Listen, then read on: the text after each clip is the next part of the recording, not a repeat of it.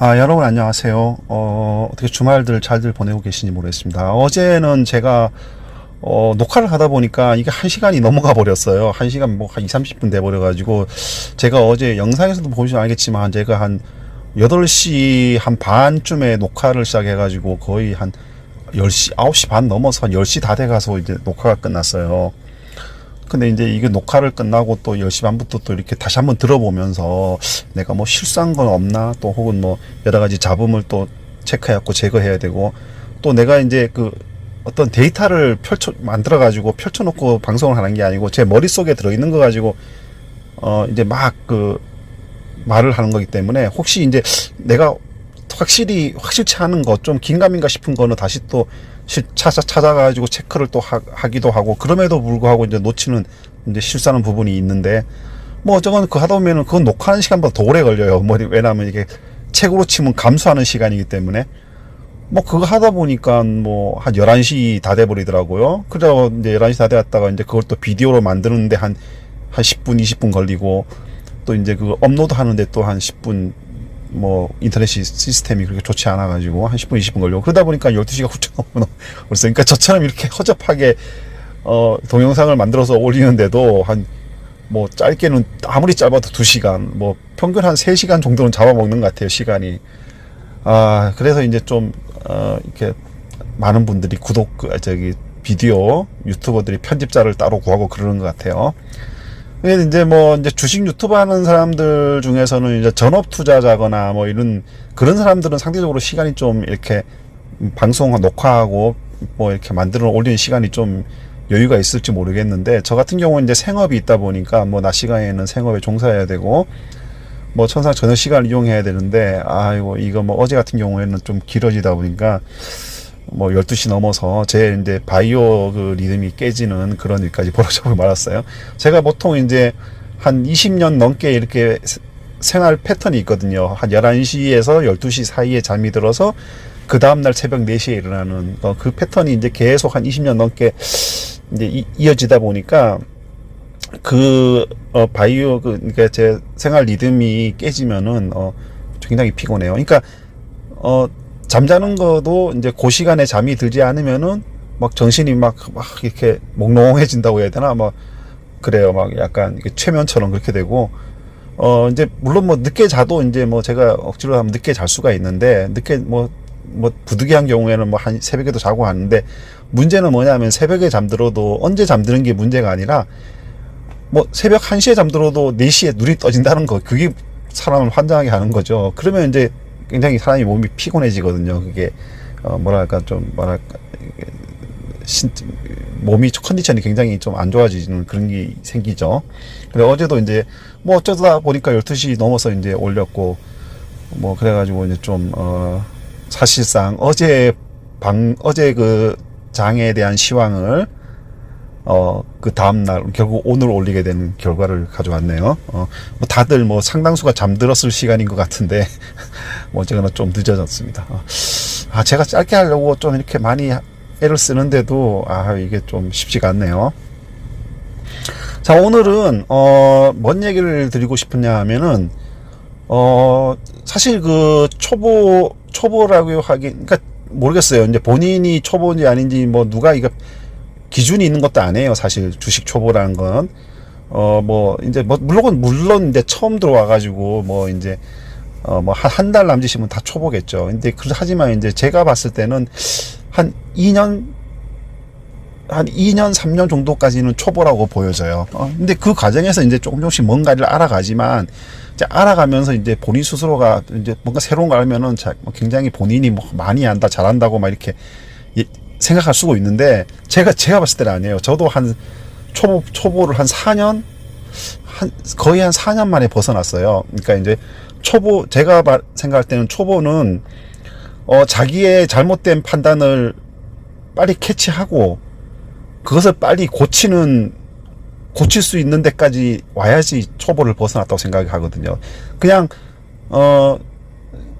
사실상 뭐 수익도 별로 잘 안 나고 그러면은 초보를 아직 못 벗어난 거라고 보여져요.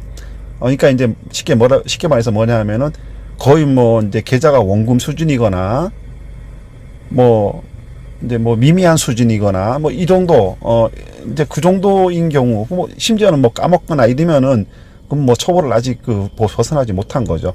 그러니까 제가 판단하는 초보는 그거예요. 내가 주식이 잘 안 되면은 손실이 자꾸 나고 이러면은 그 손실을 그 이유를 찾을 수 있고, 그리고 그 이유를 찾았으면 그 이유를 뭐랄까 바꿀 수 있는 그 이유를 제거할 수 있는 수준까지 와야 되는 거죠. 그러니까 쉽게 해갖고 뭐라고 해야 되나, 뭐 손절을 이제 할 줄 알고 제대로 뭐 그런 부분을 얘기하는 거예요.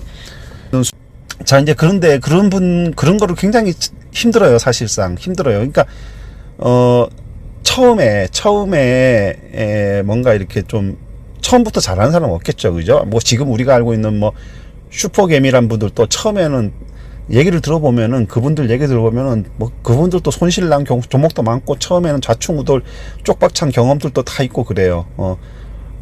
그렇기 때문에 이제 누구나 다 그런 과정을 대부분 다 거쳐요. 뭐 처음부터 막 승승장구 하는 사람은 제가 봤을 때는 못 봤어요.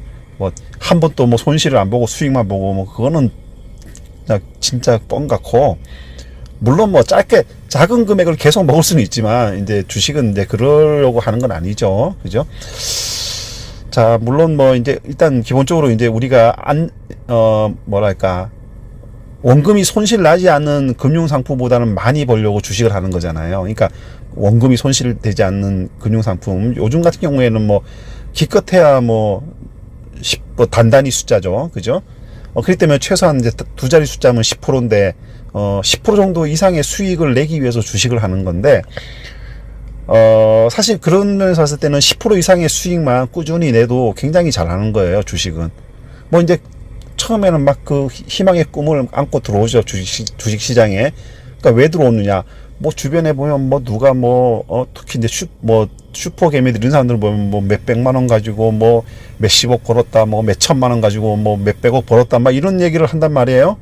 그러면 이제 다 그들은 이제 그 청운의 꿈을 안고 이제 주식시장에 뛰어드는 거예요. 근데 그런 경우는 극히 드물고, 뭐 거의 제가 봤을 때는 한 단단히 숫자의 퍼센테이지만 해당되는 사람들이고, 제가 봤을 때는 일반적으로 이제 평범하게 생업을, 그러니까 그런 사람들은 또 굉장히 운도 많이 따라줘야 돼요. 운도 많이 따라줘야 되고, 이제 뭐 거의 뭐 전업 투자 하다시피 이제 주식에만 매달려야 되는 거고, 그러니까 생업을 가지면 이제 사실상 그렇게 슈퍼개미가 되기가 어려워요. 어려운 게 사실이고, 이거 대부분은 이제 특히 또 자기의 환경, 뭐 이제 혼자냐, 또 이제 자기가 기본 시드머니가 얼마냐, 또 이제 뭐 아니면 가족이 있느냐, 뭐 부양할 가족이 있느냐, 뭐 이런 거에 따라서 다 다를 수밖에 없어요. 그러니까 슈퍼개미가 되기 위한 조건들도 분명히 필요할 겁니다. 그렇기 때문에 이제 일반적으로 대부분의 사람이 생업에 종사하면서 주식에 뛰어드는데, 그런 사람들은 슈퍼개미 분들의 하던 방식을 따라할 수도 없거니와 환경이 다르기 때문에 따라한다고 해서 될 문제도 아니에요. 따라하면 될 문제도 아니고, 이제 물론 생업을 가지고 있으면서 직장 생활을 하면서 뭐 이제 자기가 그 주식을 통해서 최대한 벌 수 있는 금액, 퍼센테이지, 제가 봤을 때는 10% 이상만 매년 이제 연평균 따져서도 10% 이상만 꾸준히 낸다면은 굉장히 잘한다고 생각해요, 저는 주식 투자를. 네. 물론 뭐 이제 뭐 여러 가지 돈을 주식에서 많이 번 전업 투자자 이런 사람들 얘기하는 거 들어보면은 이제 여러분들도 다 뭐 여러 가지 유튜버 여기저기서 많이 나오니까, 뭐 동일한 사람이 이제 여기저기 이제 사이트를 유튜브를 여기저기 옮겨다니면서 인터뷰하는 거 보면 이제 다 똑같은 말이죠. 한 사람이 이제 여기저기 이제 그 채널만 다른 채널로 이용해갖고 뭐 말을 하는 거니까. 얘기 들어보면은 이제 그 사람들도 이제 보면 사실 보면 이제 자신의 노력도 있었겠지만 운도 굉장히 많이 따랐고, 쉽게 하고 타이밍이 잘 맞아떨어진 부분도 굉장히 요소로 작용했고, 그리고 이제 무엇보다도 이제 자기 생업보다 자기가 이제 거기에 전적으로 이제 전업 투자 형태로 매달릴 수 있었던 그런 시간들을 확보했던 사람들이 이제 거의 대부분이라고 보여져요. 그러니까 이제 내가 생업이 있더라도 그거 때려치우고 주식에만 매달릴 수 있어도 먹고 살 수 있는, 내가 생활하는데 뭐 큰 지장이 없는, 뭐 먹여 살려야 할, 뭐 생계를 책임져야 할 가족이 있거나 이런 경우가 아니거나, 뭐 이런 사람들이 이제 대부분 이제 그렇게 해가지고 성공해가지고 이제 뭐 큰 돈을 벌거나 이렇게 된 것 같아요. 그래서 이제 제가 이제 지금 그 주식 투자하는 혹은 뭐 생업을 가지고 있거나 주부도 생업을 가지고 있다고 생각해요. 저도. 그러니까 꼭 생업을 가진다는 게 자기 뭐 돈을 벌기 위한 거 생업이 아니라 자기가 이제 일상생활에서 꼭 해야 될 만한 일들을 가지고 있는 사람들. 그렇다고 뭐 주식 전업 투자 이런 걸 얘기하는 거 아닙니다. 그런 면에서 봤을 때 주부들도 저는 이제 뭐 그냥 백수가 아니라 이제 집안에서 기본적으로 해야 될 일들이 있기 때문에 생업을 가지고 있는 사람들이 생각해요. 그래서 이제 뭐 물론 뭐 일반 회사 다니는 사람보다야 시간이 조금 자기 시간을 컨트롤할 수 있겠지만 뭐 그런 면에서 봤을 때 이제 좀 초보라고 볼 수가 그러니까 뭐라고 해야 되나 같은 생업을 가진 바운드리 안에 이제 넣을 수가 있어요. 이제 그런 사람들이 이제 시간이 많이 지나도 사실상 저도 그랬고 수익이 안 나요. 그러니까 뭐 또 수익이 난 것 같은데 계좌를 까보면은 이거 뭐 수익이 별로 안 났어.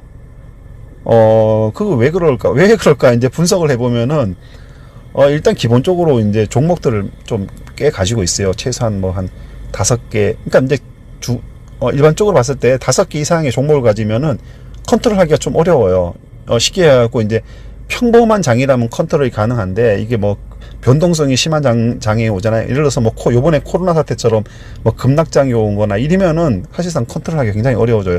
5종목도 컨트롤하기 어렵거든요.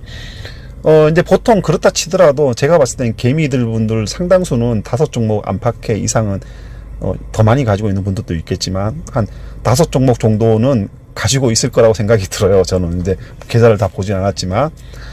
자, 그런데 이제 시간이 오래 지나도 수익이 안 나는 경우가 많단 말이에요. 있는 게 아니라. 그럼 나는 왜 이럴까? 이제 살펴보면은 대부분 어디서 나오냐면은 손절을 못한 데서 나와요. 그러니까 이제 손실난 종목을 보유하고 있다는 데서 나오는 거죠. 뭐 안 그런 사람도 있겠지만 제가 이제 생각할 때 그렇다 이겁니다. 자, 그러면은 예를 들어서 그 손절을 못하는 건 다 심리적인 부분이죠. 내가 팔고 왠지 내일은 오를 것 같아. 왠지 내일은 오를 것 같아. 지금 뭐 10% 손실이 났어. 그러면 이제 처음에는 손실이 조금 나잖아요.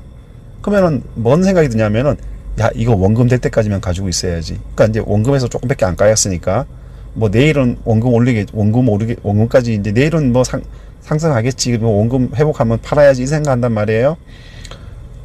근데 안 올라. 또 더 내려. 그럼 한 10% 정도 돼요. 그러면 이제 또 그런 생각 들어요. 뭐 원금 되면 팔아야지. 그러니까 원금 생각 때문에 못 파는 거예요. 근데 이제 주가는 이제 방향성이 있어요. 이제 내리기 시작하면은 쭉 내리는 하락하는 그 방향성이 있고 오르는 종목도 오르기 시작하면은 이렇게 상승하는 그런 방향성이 있어요. 그리고 이제 그 주가가 이제 내가 샀는데 떨어지잖아요. 떨어지고서 이제 이게 다시 오를 종목이라면은 뭐 오랫동안 오래 가지도 않아요. 뭐 짧게는 며칠, 적어도 일주일 정도 지나면은 다시 올라와요. 근데 이제 그러지 않고 계속 올라오지 못한단 말이에요. 이제 자기가 원금까지. 그러면 그거를 빨리 팔아야 되는데 그 선에서 그걸 못 해요. 원금 본전 생각 때문에. 근데 옆에 다른 종목이 막 올라감에도 불구하고 자기 가지고 있는 종목, 자기가 100원 주고 샀는데 그게 70원이 돼 있으면은 그걸 못 판다는 얘기죠. 근데 그게 이제 바로 초보라는 티를 내는 거죠. 근데 초보라는 티를 벗어나려면 어떻게 해야 되냐면은 그거를 과감히 던지고 30원 손해를 보더라고 던지고 그거를 상승하는 종목 쪽으로 빨리 옮겨 타야 돼요. 선택해야 돼요. 선택. 빨리 상승하는 종목들로 빨리 올려 타야고 내 건 안 오르는데 저건 자꾸 오르네. 내일은 내 거도 오르겠지. 근데 내일은 또 자기 건 안 오르고 옆에 건 더 올라버려. 더 오르고. 그러다 보니까 한 일주일 정도 지났는데 내 거는 계속 안 오르고 걔 거는 계속 옆에 거는 계속 올라. 그러면 안 되겠다. 그때서야 이제 팔아가지고 옮기면은 이제 옆에 거는 벌써 막 일주일 이상 올랐기 때문에 많이 올라간 거잖아요. 그러면 그때는 이제 벌써 어깨선을 넘어져가지고 고점에 올라가 있는 종목이란 말이에요. 그때서야 내가 뛰어들면은 나는 이제 잘못하면 꼭지를 잡는 경우가 많은 거죠. 그러니까 개미 투자들은 항상 내가 사면은 내리고 팔면은 오르는 이런 일들이 벌어지는 거예요. 그러니까 이제 내가 내 종목이 미련하리만큼 오래 장기 홀딩하는 사람들이 많아요. 손실난 종목에 대해서.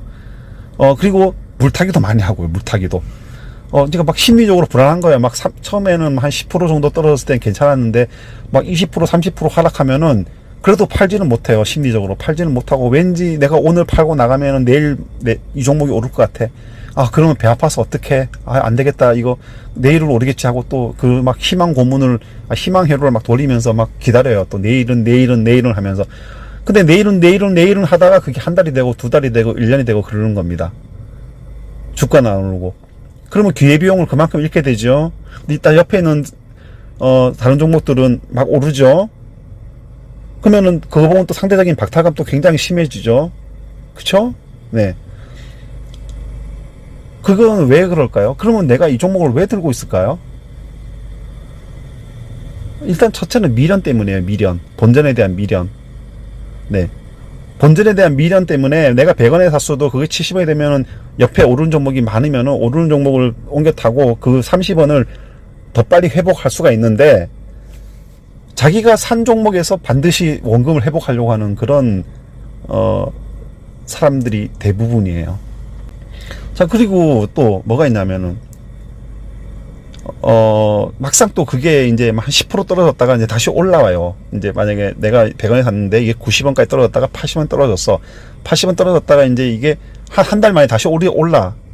이제 오르는 게 이게 이제 만약에 기술적인 반등인지 아니면 이제 정말로 어떤 모멘텀이 있어서 반등하는 건지 이거를 파악을 못하면은 어떤 심리가 생기냐면은, 만약에 이게 이제 100원에서 80원 떨어졌던 게, 내가 80원 떨어졌을 때는 내 이거 뭐 본전되면 반드시 판다, 이렇게 막 혼자서 각오를 하다가도 막상 100원이 되잖아요.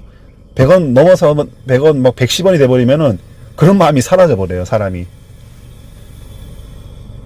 자, 근데 요게 이제 모멘텀이 있어서 반등하는 거면은 물론 100원 이상 계속 올라갈 수가 있지만 상당수는 장기간 동안에 어떤 빠져서 손실을 본 상황에서 오래 지속되잖아요. 그러면은 기술적인 반등인 경우가 상당수가 많아요. 기술적인 반등인 경우는 기술적인 반등을 좀 더 하루 이틀 줬다가 또 빠지거든요.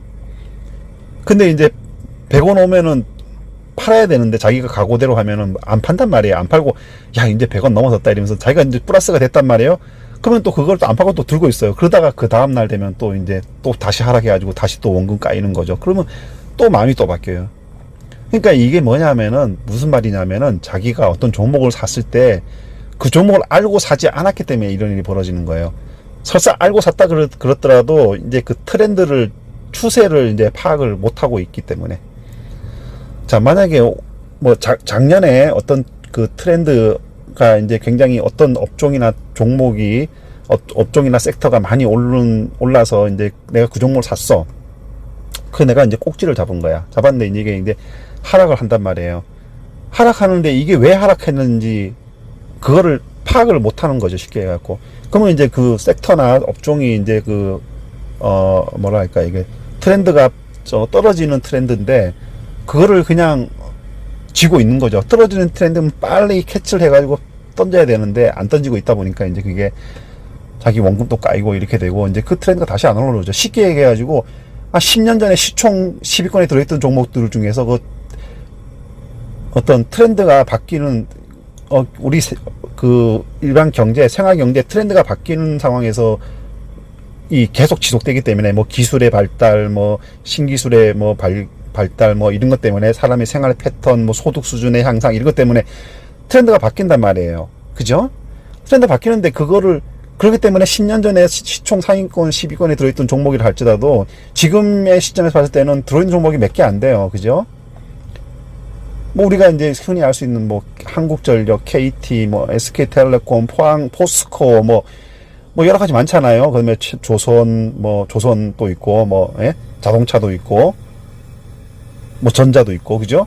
그런 종목들이 그 트렌드가 바뀌면서 지금은 시총 10위권에서 다 빠져가지고 지금 주가들이 거의 뭐 밑바닥에서 움직인단 말이에요. 근데 그런 종목들은 다시 그 옛날의 영화를 찾기 어렵죠. 그럼 그런 걸 빨리 캐치를 해야 돼요. 근데 그거를 어떻게 하느냐? 공부를 해야 되거든요. 공부를 해야 돼요. 그러니까 자기가 아는 종목이, 그러니까 추격 매수가 공부를 안 해서 들어가는 가장 그 대표적인 예고요. 추격 매수. 그러니까 이 종목이 오르니까 이제 왜 오르는지 잘 몰라. 그냥 뭐 알아도 그냥 그 이유 그 한 줄 정도만 아는 거야. 그렇기 때문에 같이 추경매수 살 때는 우르르 같이 이제 휩쓸려서 사게 되는 거죠. 그러다가 하락하면은, 그러니까 팔아야 할 시점 모르는 거죠. 팔아야 할 때 그 종목을 알고 들어갔으면은 팔 때도 그 종목을 알기 때문에 팔아야 할 시점을 판단할 수가 있는 거기 어떤 그 능력이 좀 생기는데, 살 때도 이유를 모르고 들어갔기 때문에 팔 때도 이유를 언제 팔아야 될지도 모르고, 네, 그런 거예요. 그러다 보니까 이제 이렇게 손실난 종목들을 많이 가지고 있는 거죠. 네. 자, 그래서 제가 이제 이 말씀을 좀 드리고 싶은 건데, 제 방법이 맞는지 아닌지 모르겠어요. 근데 저는 방법을 이렇게 써요. 자, 예를 들어서, 이제 물론 2,000개가 넘은 종목 중에서 상승하는 종목도 많고, 잘 나가는 종목도 많아요. 내 종목이 10% 올랐는데, 옆에 보면 막 상한가 가고 20%는 종목도 많아. 그렇다고 해서 내가 그걸 다 살 수는 없잖아요. 그죠? 이거는 뭐, 초보도 마찬가지고, 슈퍼개미들도 마찬가지예요. 돈이 뭐 몇십억 몇백억 있다고 해갖고 오른 종목을 다 취해가지고 살 수는 없어요. 관리도 안 되고. 자, 그러면은 그런데 이제 추격 매수를 하는 이유가 그런 데 있는 거예요. 내 거는 안 올랐는데, 내 건 10%밖에 안 오르는데 옆에 막 종목이 후루룩 올라. 그러면 후루룩 오르더라도 설사 그걸 사고 싶도 그게 왜 오르는지 이유를 파악하고 들어가야 된다는 얘기죠. 그렇지 않고 이제 그냥 오르기 때문에 아이고 내가 저기 더 오르기 전에 빨리 사자, 그냥 이유도 모르고 그냥 사버리면 그게 추격 매수예요. 그거는 처음에 뭐 10번, 한두 번은 성공할지 몰라도, 그리고 단타하는 사람들이야 이제 그런 거를 이제 뭐, 그날 샀다, 그날, 그것도 뭐, 하루에도 뭐, 몇 번 내지 몇 수십 번씩 그러니까 단타 매매족들은 그 사람들이야 뭐 이유를 몰라도 되고 뭐, 그날 들어갔으면 그날 반드시 빠져나오고 그러니까, 그리고 뭐 먹어도 막 1, 2% 이렇게 초단타 매매로 하니까 이제 그렇게 대응 뭐, 추격 매수 이유도 모르고 그냥 추격 매수, 추격 매도 할 수도 있겠지만, 일반적으로 생업을 가진 사람들이라면 그렇게 해서는 안 되죠. 네. 근데 이제 주식 유튜버들 보면 특히 전업 투자 하시는 분들, 초단타 매매 하시는 분들은 그게 이제 정석인 것처럼 이렇게 유튜브 방송을 하는 사람들이 있는데, 그러면 그 조건을 갖춘 사람들, 전업 투자자들이나 아니면 뭐 거기에는 전적이 매달리는 전업 투자를 해야지만 초단타 매매를 할 수 있단 말이에요. 그러면 이제 그런 환경이 되는 사람들한테나 적용되는 얘기인데, 이 문제는 일반 생업을 가진 사람들이, 그럴 조건이 안 된 사람들이 그걸 보고 그래서 그렇게 따라 한다는 얘기예요. 초단타 매매를 한다는 얘기예요. 뭐 추격 매수하고 막 추격 매도하고 막 우르르 올랐을 때 샀다가 막 이제 일정 뭐 단타의 간극을, 그러니까 주가 흐름의 간극을 이용해 가지고 치고 빠지고 하는 거를 따라 한단 말이에요. 그러면 그거를 계속 하루 종일 볼 수 있는 그 전업 투자자들하고 생업을 가진 사람들하고 그게 되겠어요, 안 되겠어요? 그 사람들은 떨어질 때 즉각 대응이 가능하단 말이에요. 근데 생업을 가지거나 회사에 있는 사람들은 옆에 있는 뭐 예를 들어서 사장이 일로 와봐, 이거 잠깐 와봐, 이렇게 하면 그 갔다 온 사람이 몇 분 동안에 주가가 확 변동될 수가 있거든요. 그렇기 때문에 그게 대응을 못 한다는 얘기예요. 근데 이제 전업 투자하는 사람들은 옆에 누구 간섭 안 받고 1분 1초도 거기에 눈을 안 떼고 계속 거기에 주시할 수 있는 거예요. 그러니까 급락 떨어지기 시작할 때는 잽싸게 빠져나올 수 있고 오를 때는 잽싸게 뛰어들 수가 있는 거죠. 그렇기 때문에 이제 그렇게 하면 안 되고, 생업을 가진 분들은 이제 물론 뭐 하루 중에서 뭐 잠깐 이제 뭐 시간 날 때 가끔 뭐 1시간에 한 번씩 뭐 이렇게 볼 수는 있겠죠. 볼 수는 있겠지만 이제 뭐 계속 그게 주식만 쳐다볼 수는 없는 환경이잖아요. 그죠? 한번 설명을 한번 드릴게요. 자, 여기서 만약에 내가 이제 제가 화면에 보이시죠? 제가 이제 뭐 하나솔루션 뭐 1번, 필로시스 2번, 뭐 아시아나 3번, 뭐 그다음에 파맵신 4번, 자 매드팩토 5번, 이렇게 딱 이제 5개를 내가 이제 보유하고 있다고 생각해요. 만약에 여러분들이 이제 그렇게 생각하란 말입니다. 자, 근데 이제 내가 같은 날 샀어. 같은 날 샀는데 요거는 아시아나항공하고 파맵신은 마이너스 됐어. 그리고 이제 해갖고 원금이 까였어. 똑같은 금액에 샀는데, 근데 이제 하나솔루션하고 필로시스 헬스케어하고 매드팩토는 올랐어. 자, 올랐어요. 근데 이제 지금 만약에 이제 이틀이 지나고 3일이 지나고 4일이 일주일 동안 이제 거래를 했어요. 거래를 했는데 하나솔루션은 10% 올랐고, 필로시스 헬스케어는 20% 올랐고, 아시아나항공은 20% 빠졌고, 파맵신은 30% 빠졌고, 매드팩토는 10% 올랐고, 이렇게 됐다 쳐요. 자, 그러면은 여러분들 이제 이 비율로 이제 계속 이제 5일 동안 빠졌다, 이제 일주일 동안 움직임을 했다고 쳐요. 네. 자, 그러면은 여러분들 이제 아시아나항공하고 파메스는 이제 본전이 마이너스 됐어요. 이제 원금이 깎인 거예요. 자, 그러면은 여기 깎이기 시작해갖고 한 2, 3일 깎이면은 빨리 팔아가지고 20% 오르는 요 필로시스 헬스케어로 빨리 넘어가야 돼요. 또는 뭐 하나솔루션이나 뭐 매드팩터 쪽으로. 파맵시도 마찬가지고요. 근데 일반적으로 투자자들은 안 그래요. 왜 안 그러고 어떤 행동을 취하냐면은 일반적인 투자자들은 요거 아시아나항공이 먼저 원금이 깎였잖아요. 그러면은 그냥 냅둬요. 파맵시니 원금 손실됐잖아요. 그럼 냅둬요. 왜? 아까 얘기한 그 이유 때문이죠. 원금에 대한 어떤 생각 때문에. 그렇기 때문에 원금이 올 때까지 기다려요. 근데, 이 하나솔루션이나 필로시스 헬스케어나 매드팩터가 오를 때는 이 종목들은 어떻게 해요? 정말 팔아야 될 종목은 이 아시아나항공과 파맵신인데, 일반적인 투자자들은 하나솔루션이나 필로시스 헬스케어, 매드팩터 요걸 팔려고 해요. 왜 한 10%씩 이렇게 20%씩 올랐잖아요. 10%씩 올랐잖아요. 이거는 10%, 20%, 30% 떨어져도 원금 생각 때문에 팔 생각을 안 하고 원금 때문에 팔아야지 아까워서 어떻게 팔어? 이런 생각하면서 요거는 20%, 10% 오르잖아요. 그러면 어떻게 생각하면 야, 이것이 내리기 전에 또 원금 10%, 20% 번거마저도 까먹기 전에 빨리 팔아야지 이런 생각한단 말이에요. 자, 그러면 이제 만약에 이게 10%, 20% 됐는데 팔았어. 요 10%대 이제 근데 왠지 막 되게 기분이 좋아. 아씨, 이거 10%씩 20%씩 수익 나고 요것도 10% 수익 나고 막 돈을 많이 번 것 같아. 내가 수익이 좀 난 것 같아. 근데 계좌를 까보니까 아니야. 수익이 난 게 아니라 뭐 거의 원금 수준이거나 오히려 마이너스야. 총 계좌 총액을 보면은. 그거 왜 그러겠어요? 여기서 10%, 20% 수익을 받다 치더라도, 네? 그러니까 10%, 20%, 20%면은 40% 수익을 본 거잖아요? 40% 수익을 받는데, 실제로 내가 원금을 까먹어가지고 안 판, 이 두 종목이, 아시아나항공, 파맵시 두 종목이 20%, 30%씩 손실을 봤단 말이에요. 그러면 수익 난 거 다 합쳐봤자 40% 수익이 났어요. 수익이 났는데, 손실 난 거는 어때요? 50%가 손실을 난 거예요. 그러니까, 이거 세 종목에서 수익이 난 거죠? 이거 두 종목에서 손실이 났어요. 근데 내가 5종목 중에서 3종목에서 수익이 났어. 그것도 막 10%씩, 20%씩, 막 이렇게 막 났어. 그래갖고 막, 5종목 중에 3종목이 수익이 났단 말이야. 그것도 10%, 20%씩.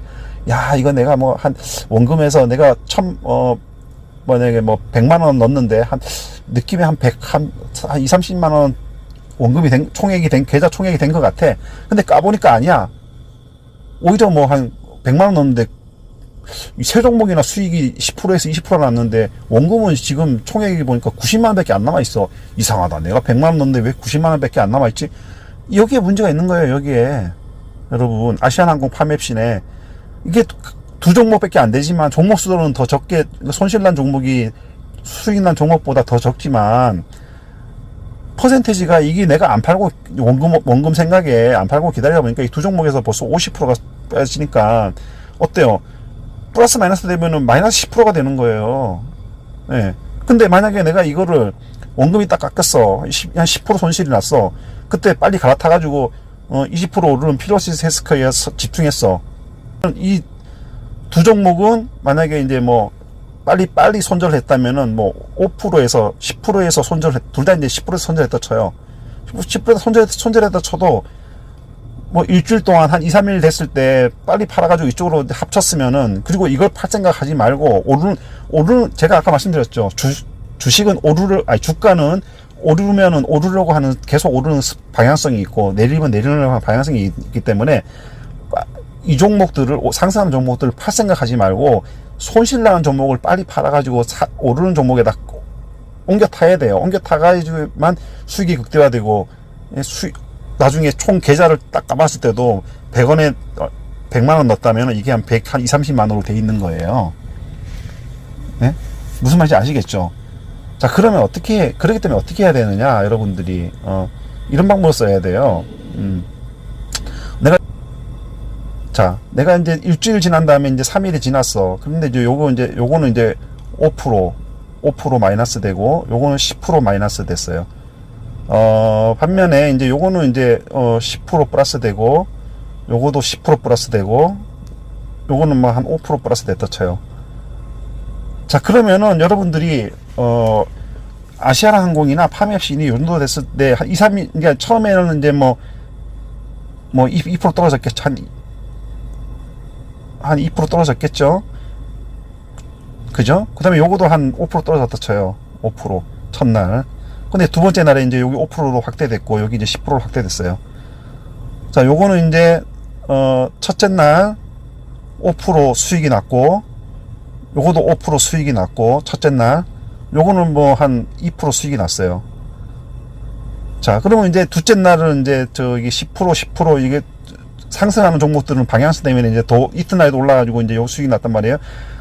반면에 빠진 종목들은 더 늘어났어요. 하락폭이.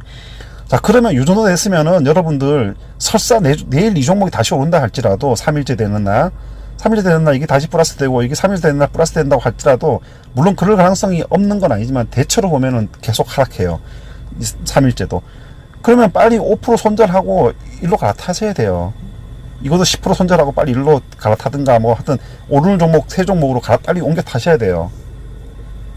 옮겨 타시면 어때요? 이게 총액이 늘어나는 거죠. 투자 총액이. 이것도 투자 총액이 늘어나는 거죠. 여기서 이 종목을 팔아서 일로 금액이 왔으니까. 그죠? 자, 그러면 이제 3, 4, 5일째 나머지 세 종목 3일, 이제 3일째, 4일째, 5일째도 이제 여기 계속 이제 만약에 오른다 치면은, 그러면 이 종목에서 손절한 종목들이 다, 금액들이 다 일로 왔기 때문에 이 수익률은 더 늘어나는 거죠. 그죠? 그러면 어떻게 돼요? 그러면 결과적으로 봤을 때 내가 나중에 계좌를 일주일 후에 까봤을 때는 어때요? 내가 투자했던 총액보다 더 많은 금액이 내 계좌에 총액으로 나오는 거예요. 그러니까 플러스된 금액으로. 그렇기 때문에 이걸 5종목이 있다면은 이 빠지는 종목을 빨리 손절해가지고 가갖고 종목을 압축해야 돼요. 이걸 팔아서. 그러니까 5종목에서 마이너스 된 종목을 빨리 팔아가지고 세 종목으로 이제 압축해야 되는 거죠. 또 세 종목 중에서도 또 이제 만약에 이게 오르다가 만약에 이제 세 종목 중에서도 만약에 필로시 해석해가 오르다가 4일째 빠졌어. 3일째까지 오르다 4일째 빠졌어. 이제 여기 세 종목 다 오르고 있는 상황에서 요거는 이제 매도해서 없고요. 4일째 여기 빠졌으면 요것도 그때만 파는 거예요. 팔아서 또 이제 만약에 하나솔루션이 4일째도 오르면 이것도 갈아타는 거예요. 예, 팔아서 이제 옮기는 거죠. 근데 뭐 한꺼번에 왕창 팔아서 옮기는 방법도 좋지만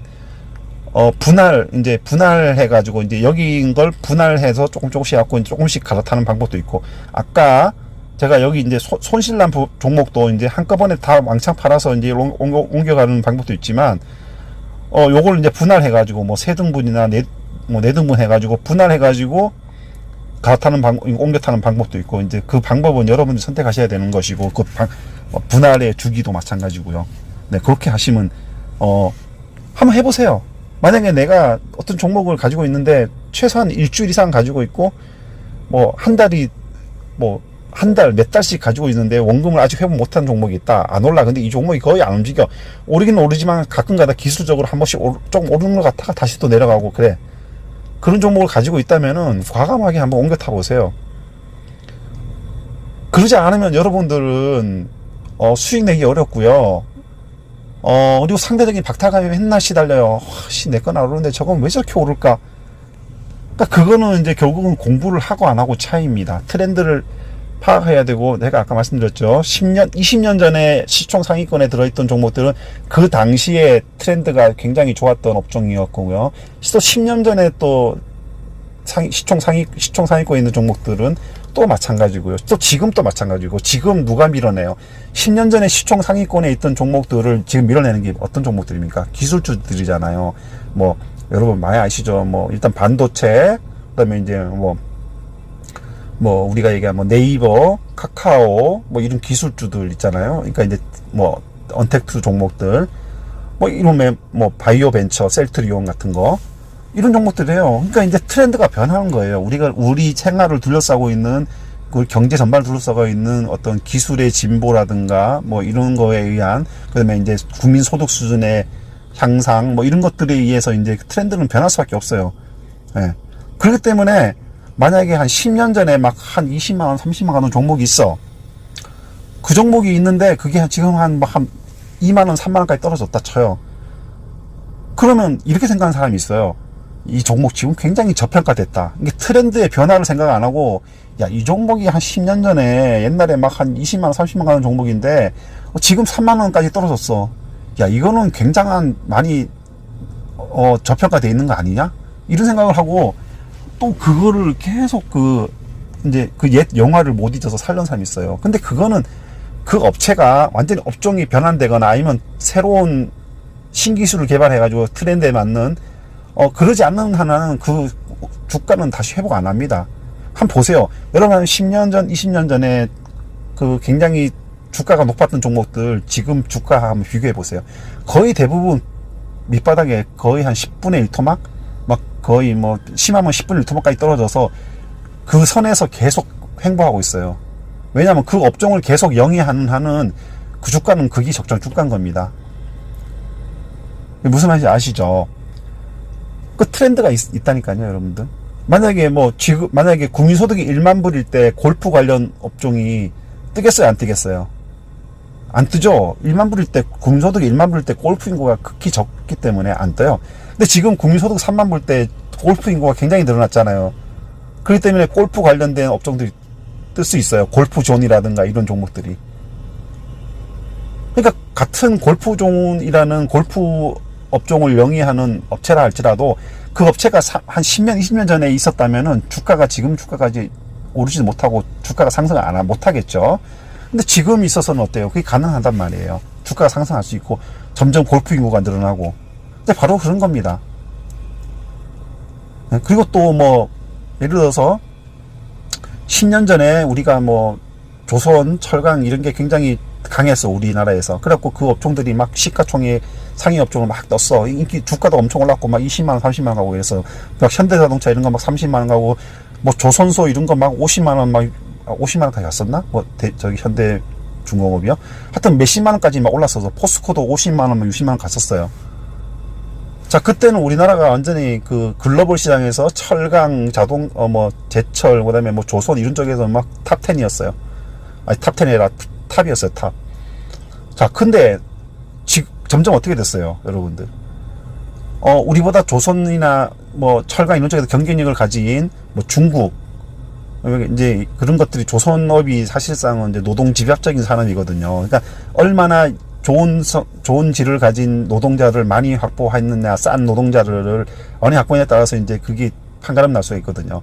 근데 이제 그렇기 때문에 조선이 이제 뭐 유럽, 미국, 일본, 우리나라 이런 식으로 넘어온 거예요. 그래서 지금 우리나라한테 빠르게 중국으로 넘어가고 있죠. 그 주도가.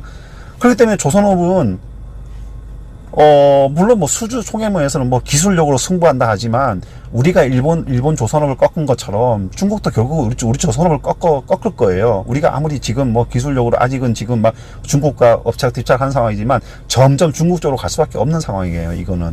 그렇기 때문에 조선업은 업종을 완전히 뒤바꾸지 않는 한은 다시 옛날 그 영화를 되돌아갈 수 없어요.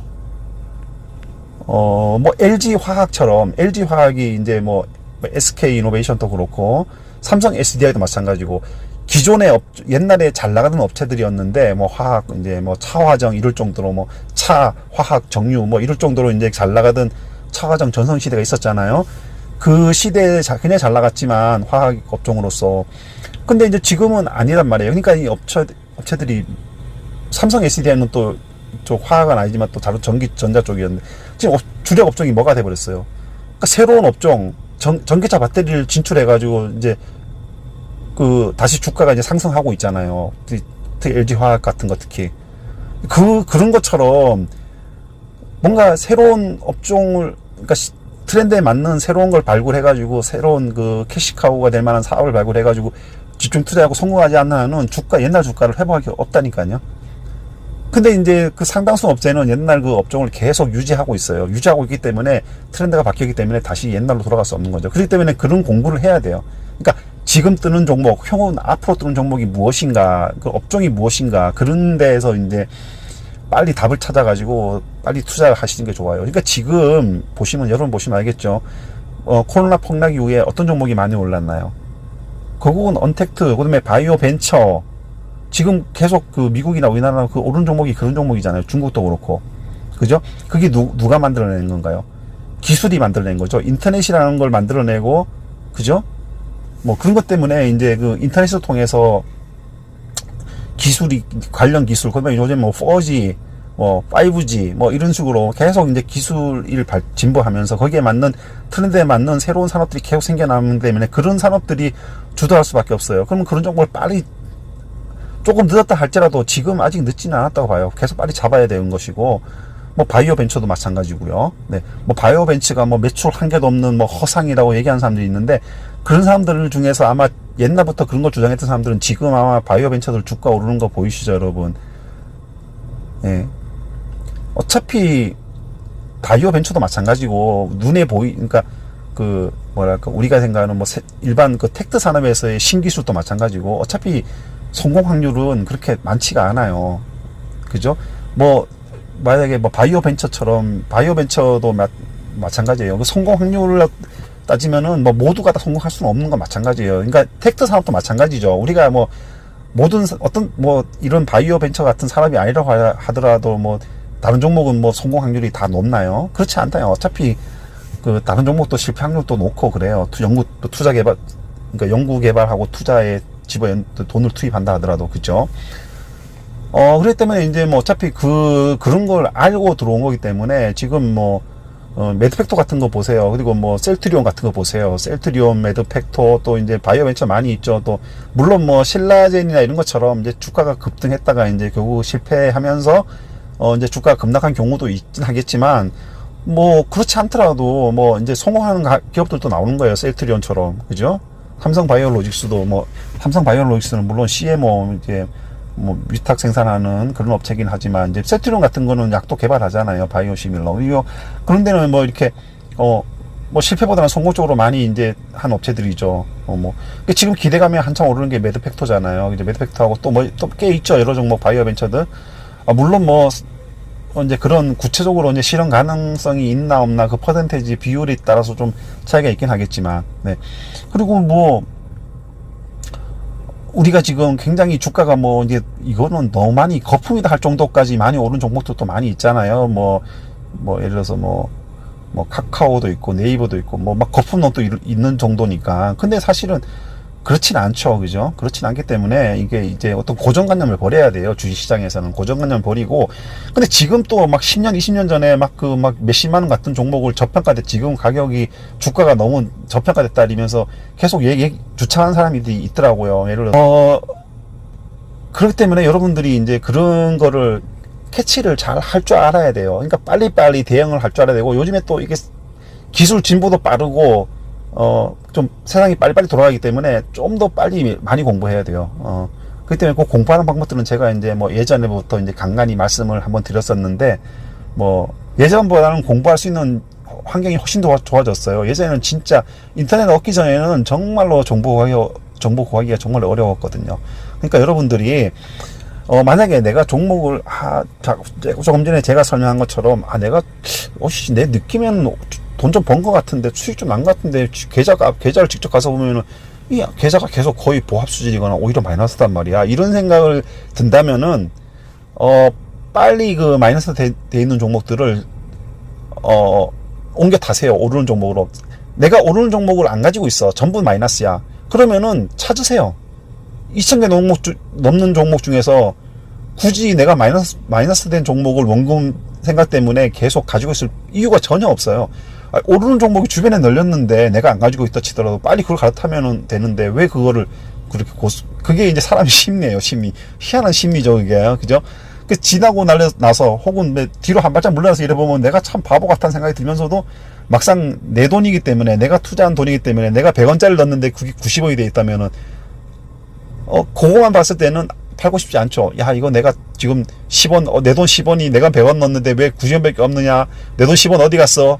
찾을 때까지 못 팔겠다. 이런 심리가 든단 말이에요. 그런 마음이, 심리 상태가. 그렇기 때문에 그런 거를 빨리 벗어 던져버리고 빨리 막 오르는 종목들을 갈아타세요. 하고. 근데 만약에 또 이런 생각, 아까 얘기했죠. 이런 생각이 제일 많이 들 거예요. 야, 이거 팔고 싶은데 말이야. 내가 왠지 팔면은 내일부터 오를 것 같아. 그런 생각이 들어서 못 파는 사람도 굉장히 많을 거예요. 그런 경우에 아까 얘기한, 제가 말했잖아요. 분할 매도. 내가 10개를 이 종목을 가지고 있어. 마이너스 된 종목을. 그러면 거기서 뭐 1개나 2개씩 계속 이렇게 옮겨 타세요. 오르는 종목으로. 옮겨 타시고, 옮겨 타시고, 내일 또 안 올라. 그러면 또 1개 또 옮겨 타시고, 그 다음날도 또 안 올라. 그럼 또 1개 또 옮겨 타시고, 그렇게 하시는 거죠. 그래서, 만약에 다 옮겨 탔다. 10개 다 옮겨 탔어. 근데 이제 마이너스 난 종목을 다 팔았어. 그러면 자기 관심 종목에서 없애버리세요.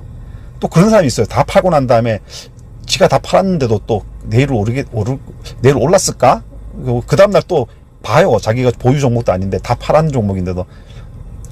그래서 이제 자기가 판 종목들을 일단 관심 종목에서 제외하고 한 달이면 한 달 보지 마세요. 그래서 제가 누누이 말씀드린 게 주식시장에서 가장 절대적인 영향을 미치는 게 바로 심리입니다. 사람 심리. 자기 심리를, 그러니까 방법을 몰라서 못하는 게 아니라 심리가 컨트롤 안 되기 때문에 못하는 거예요. 네. 그러니까 여러분들 이런 것들을 잘 이제 캐치하셔가지고 이제 한번 과감하게 실천해 보세요. 그러니까 가끔은 이렇게 감정보다는 로봇가 돼야 돼요. 본인 스스로가 사람이지만 기계적으로 행동할 줄 알아야 돼요. 그러니까 원칙을 가지고. 그러니까 제가 지금 말씀드리는 거를 몰라서 안 하는 사람들은 또 있겠지만 상당수는 알고 있음에도 못할 거예요. 그게 이제 심리가 더 많이 지배를 하기 때문에 그런 겁니다. 그러면은 이제 언제 매도하고 언제 수익을 내느냐, 그거는 이제 여러분 판단에 달리겠지만, 이제 일반적으로 보편적으로 봤을 때 급등할 때 만약에 이제 보통은 한 10% 정도 수익 나면은 이제 일반적으로 이제 매도 수익을 실현하고, 마이너스는 이제 손절은 한 5% 안에서 이제 손절을 하고 이런 정도까지가 이제 일반적으로 이제 알려진, 이제 저 같은 경우에 기준을 그렇게 잡고 있어요. 하지만 그 상황에 따라 달라질 수가 있죠. 예를 들어서 한 10%까지는 내가 감당할 수 있겠다 그러면 이제 10%를 손절로 잡아도 되는 것이고, 오르는 것도 마찬가지고, 오르는 것도 이거는 계속 지금 계속 매일 오르고 있고, 이거는 10%가 아니라 내가 봐도 이제 몇십 프로 오르고 2배, 3배 오를 수 있는 종목이건 같단 말이에요, 흐름이. 그런데 나는 수익 실현을 10%만 하기로 했어. 그래갖고 10%에 대한데도 계속 오르는데도 불구하고 10%에 딱 팔고 그런 밥은 없겠죠. 네. 그러니까 이제 이래 보면 자기가 보유한 종목에 대해서 이게 주가 흐름을 보면 오르는 거 보이잖아요. 이게 그런 감이 와요. 좀 시간이 흐르다 보면, 이거는 더 오를 것 같아. 혹은 나는 이 종목을 처음에 공부해서 들어갈 때 나는 이 종목이 10,000원에 샀는데 나는 이걸 50,000원 정도까지 내가 목표 주가를 가지고 있다. 그럼 50,000원이면 몇 프로예요? 거의 5배 오르는 거잖아요. 그러면 10%를 훨씬 뛰어넘는 거잖아요. 그렇기 때문에 이제 자기가 그렇게 목표를 공부하면은 자기가 목표 주가도 정하게 돼요. 왜 증권사 보면 애널리스트들이 목표 주가를 정하잖아요. 이 종목에 대해서 이 종목은 왜 오를 것이고 분석을 쫙 하고, 그리고 그 종목은 최소한 이 정도까지 오를 것이다 하고 목표 주가를 정하잖아요. 그러니까 개인 또 공부를 하면은 그 종목에 대해서 공부를 하고 들어가면은 그 종목에 대해서 공부를 하면은 그 종목에 대해서 좀 약간 좀 이게 감이 오고, 그러면은 자기 스스로도 개인 또 목표 주가를 정할 수가 있어요. 네, 그렇기 때문에 공부가 필요한 것이고, 공부가 또 필요한 이유는 이제 그때그때 바뀌는 트렌드를 빨리빨리 캐치할 수 있기 때문에 그렇습니다. 그렇기 때문에 시간이 정없다 이러면 이제 경제 뉴스만 들어도 돼요. 경제 뉴스만 들어도 이제 우리가 알고 있는 뉴스만 들어도 되고, 또 경제 신문에 제목만 쭉 봐도 되고, 본문까지 읽을 수 없다면은 최소한 그 정도라도 해줘야지 주식의 투자자로서의 어떤 주식 시장에 대한 기본적인 예의가 아닌가, 그런 생각이 듭니다. 저도 이제 추격 매수, 추격 매도 이런 게 자꾸 생각난다 이러면은 작은 돈 가지고 가세요. 작은 돈. 예를 들어서 자기가 투자 금액이 총 1,000,000원이다 이러면 이제 한 20만원, 30만원 그 정도만 가지고 이제 추격 매수, 추격 매도, 이제 그 다이나믹함을 좋아한다면은 그러면서 이제 하시든가 해야지, 자기 원금을 다 때려 넣어가지고 추격 매수, 추격 매도 하고, 물론 추격 매수 해가지고 잘 맞아 떨어지면은 운이 좋아갖고 100점 100승 하면은 금방 돈 벌죠. 크게, 짧은 기간에 크게 돈 벌죠. 왜냐면 추격 매수하는 종목들은 대부분 급등락 종목이고, 운이 좋으면은 그냥 하루 만에 상한가 갈 수도 있고 2, 3일 연속 상한가 갈 수도 있고 그렇거든요. 그러면 운이 좋으면은 한 일주일 만에 300% 거의 한 100% 이상 수익이 날 수도 있단 말이에요. 근데 그런 경우는 극히 드물어요. 그 요즘 같은 경우에는 좀 그런 종목이 많은데, 그런 요즘 같은 데는 그런 게 많은 이유가 뭐냐면 지금 굉장히 대세 상승장이거든요. 그러니까 이런 돈 벌 수 있는 기회는 제가 한 20년 넘게 투자했지만 이런 대세 상승장에 한 4번, 3번, 4번 정도밖에 없었던 것 같아요. 옛날에 이제 IMF 때 한번 그랬고, 그 다음에 이제 미국의 모기지론 터졌을 때, 경제 하러 왔을 때 그때 한번 그랬고, 그 다음에 미국의 쌍둥이 빌딩 무너졌을 때, 그때도 한번 이제 순간적으로 막 100포인트 정도 넘게 떨어져가지고, 그때도 한번 급락해가지고, 그때도 한번 그런 기회가 또 있었고요. 그 다음에 간간이 있었지, 요번에 이제 코로나 사태가 있었고요. 그리고 또, 쭉 미국, 북한에서,